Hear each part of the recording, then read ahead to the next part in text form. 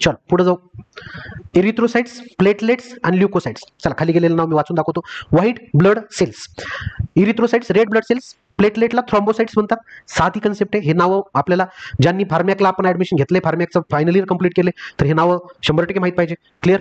आता ह्या नावाबद्दल काही बोलत नाही मी, फक्त यांना काय म्हणायचं हे आज इथं लक्षात घ्या. फॉर्म्ड इलेमेंट्स असं म्हणायचं. का बरं फॉर्म्ड इलेमेंट्स का म्हणतात? असं का फॉर्म्ड एलिमेंट? प्लाझ्माला फॉर्म का म्हणतात? फॉर्म्ड म्हणजे काय? तयार झालेले. म्हणजे याचा अर्थ आम्ही बाहेरून आरबीसी डब्ल्यूबीसी प्लेटलेट खात नाही. मग तुम्ही म्हणताल प्लाझ्मा खाता का? हो, प्लाझ्मा मधलं 92% पाणी, तो रोज पितो की. बाहेरून प्रोटीन, अंडे खाल्ले अल्बुमिन मिळालं, अंड्यातून अल्बुमिन मिळतं आम्हाला. म्हणजे सांगण्याचा उद्देश काय, प्लाझ्मा हा बाहेरून खातो आम्ही, फक्त शरीरात येऊन तो कंबाईन होतो. आणि आरबीसी डब्ल्यूबीसी प्लेटलेट खात नाही, ते आमच्या शरीरात बोन मॅरो तयार करतो. ठीक आहे. प्लाझ्मा मधले काही घटक शरीरात तयार होतात, पण प्लाझ्माचा मेजर कंटेंट हा डायरेक्ट डाएटचा भाग आहे, डाएटचा खाण्याचा भाग आहे. येते लक्षात. म्हणून ह्याला नाव काय दिलंय? Formed elements. फॉर्म्ड एलिमेंटमध्ये 3 प्रकारच्या सेल आहेत. यांचा भाग किती आहे बाबांनो? 45%, 45%. चल पुढे जाऊया. आता अल्बुमिन हा पॉईंट लक्षात घ्या. अल्बुमिन मी तुम्हाला 3 प्रकारचे प्रोटीन शिकवणार आहे. म्हणजे मी काय करतो, माझी एक पद्धत आहे की बाबा प्रोटीन शिकायचे तर आधी आराखडा द्या. मी तुम्हाला आराखडा देणार. आराखडा समजून घ्या की प्रोटीन शिकत असताना, बरं नुसते प्रोटीन नाही रे बाबा, प्लाझ्मा प्रोटीन शिकत असताना कसे प्लाझ्मा प्रोटीन शिकायचे मी इथं क्लिअरिटी देतो, मग नंतर वाचून दाखवतो. आता प्लाझ्मा प्रोटीन मध्ये सगळ्यात महत्वाचा आहे अल्बुमिन. 2 नंबरचा कोण आहे? ग्लोब्युलिन. 3 नंबरचा कोण आहे? फायब्रिनोजन. ठीक आहे, फायब्रिनोजन. आजच्या लेक्चरमध्ये, आजच्या या भागात या दोघांवर मेन फोकस करायचा आपल्याला, कारण याला सेपरेट शिकायचे ब्लड क्लॉटिंग मध्ये. कारण रक्त जे काही आपल्याला कास्केड आहे ब्लड क्लॉटिंगची, त्याचं मेन काम आहे बाबा, त्याला सेपरेट शिकणार आहेत. बरं आज नाही शिकणारच नाही, आजही शिकणार आहेत, पण आज हे 2 महत्वाचे. बघ दोन्हीमध्ये, ह्या तिन्हीमध्ये पॉईंट एक कंप्लीट करतो मी. पहिला महत्वाचा मुद्दा हे लक्षात घ्या, हे 58% आहेत. बरं हे शिकवत असताना तुम्ही हे सगळं रफमध्ये लिहून घेतलं पाहिजे. नोट्समध्ये काय आहे मी शिकवतोय काय ह्याचा मेळ लावूच नका. ठीक आहे. नोट्स ह्या 1760 लोकांना मिळतात. शिकणं तुम्ही शिकताय, फक्त शिकायला तुम्ही शिकताय. त्यामुळे शिकण्याचा बाब नोट बुक मध्ये लिहून घ्या. तुम्ही लिहा, तुम्ही नोट्स काढा, चालेल. प्रत्येक एक प्रश्न आहे बघा. एखाद्याला नॉलेज खूप जास्त असतं, परंतु एखादा छोटासा पॉईंट माहित नसतो, गेला मार्क मिळवणं आणि नॉलेज ह्या 2 गोष्टी खूप वेगळ्या आहेत. आम्हाला नॉलेज घ्यायचं नाही, आम्हाला मार्क मिळवायचे. झालंय नॉलेज घेऊन पास झालोय आम्ही, आता आम्हाला मार्क मिळवायचा. हे लक्षात घ्या. मार्क मिळवण्यासाठी आम्हाला एक पॉईंट फोकस करायचा आहे. लक्षात घ्या, इथं 58% पाहिजे, इथं 38% पाहिजे, आणि इथं 4% पाहिजे. बरं हे प्लाझ्मा प्रोटीन आहेत, बरोबर. हे काय आहेत?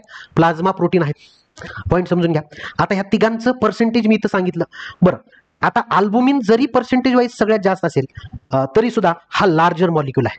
म्हणून मॉलिक्युलर वेटच्या संदर्भात विचार केला तर सर्वात जास्त इथं म्हणायचं लेस मॉलिक्युलर वेट. मॉलिक्युलर वेट कमी, म्हणजे तुम्ही पर्सेंटेज मध्ये खूप आहेत मान्य ना, पण तुमचं मॉलिक्युलर वेट कसं आहे? कमी. तुम्ही पर्सेंटेज मध्ये कमी आहेत, पण मॉलिक्युलर वेट कसं आहे? जास्त. यांचं मॉलिक्युलर वेट खूप जास्त आहे, यांचं कमी आहे. पण मला एक सांगायचंय, ह्या तिघांचे मॉलिक्युलर वेट एवढं जास्त आहे, काय म्हणतो मी, या तिघांचे मॉलिक्युलर वेट एवढं जास्त आहे की ग्लोमेरुलस नावाचा जो नेफ्रॉन किडनीचा भाग आहे त्यातून फिल्टर होत नाहीत. म्हणजे हे मी सांगून देतो, कन्फ्युजन नको बाबांनो. चला हे ग्लोमेरुलस आहे आणि हे ग्लोमेरुलसचं फिल्टर आहे, चाळणी आहे. ओके, ही चाळणी आहे आणि ह्या चाळणीची लेवल आहे, म्हणजे हे डायरेक्टली सांगून देतो, 45 किलो डाल्टन. हे खरं तर चाळणीचं मॉलिक्युलर वेटचं लेवल आहे. म्हणजे काय म्हणतोय नीट आहे का, किडनीच्या फिल्टरमधनं, किडनीचं जे फिल्टर आहे त्या फिल्टरमधनं 45 किलो डाल्टन पेक्षा कमी असणारी कोणतीही पदार्थ गाळला जातो, फिल्टर होतो. 45 पेक्षा कमी कोणी असो, 45 पेक्षा कोणी असो, तो फिल्टर होतो म्हणजे होतो. आणि ह्या आपल्या अल्बुमिनचंच वजन आहे 70 किलो डाल्टन. वजन म्हणजे मॉलिक्युलर वेट. डाल्टन हे मॉलिक्युलर वेट मोजायचं एकक आहे बाबा. ठीक आहे, लक्षात घ्या. 70 किलो डाल्टन हे अल्बुमिनचं आहे. म्हणून अल्बुमिन एवढा लहान असून सुद्धा गाळला जात नाही. फायब्रिनोजन तर काय गाळला जाणार आहे, तो तर भरपूर जास्त 160च्या आसपास काहीतरी आहे किलो डाल्टन. म्हणजे 45 पेक्षा खाली असणारीच गाळल्या जातात. म्हणून प्लाझ्मा प्रोटीन हे ग्लोमेरुलस फिल्टर करत नाही. प्लाझ्मा प्रोटीन्स ग्लोमेरुलस फिल्टर करत नाही, because size of plasma protein is more than size of glomerular pores. हा मुद्दा इथं आपल्याला इथं क्लिअर झाला पाहिजे. चला, म्हणजे हे मी तर सांगितलं इथलं मधलं मीडियम सांगा, मीडियम मॉलिक्युलर वेट.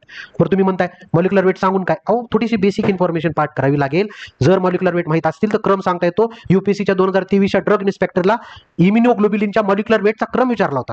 मग का नाही तुम्हाला विचारला पाहिजे की which of the following is the correct sequence of molecular weight of the plasma protein, तर हे सांगता आलं पाहिजे. हा सगळ्यात कमी. मग पर्सेंटेज उलट आहे, कळतंय ना, पर्सेंटेज ज्याचं जास्त त्याचं मॉलिक्युलर वेट कमी. हे एवढं आपल्याला लॉजिक लॉजिक इथं लक्षात आलं पाहिजे. चला आता सांगत असताना याची कामं भरपूर सारे आहेत, याची कामं भरपूर सारे आहेत, याची कामं भरपूर सारे आहेत, याची कामं भरपूर सारे आहेत. बट एक काम जे परीक्षेच्या दृष्टीने होतं फार महत्वाचं असतं. बघा मी एक शब्द इथं वापरतो, मेंटेन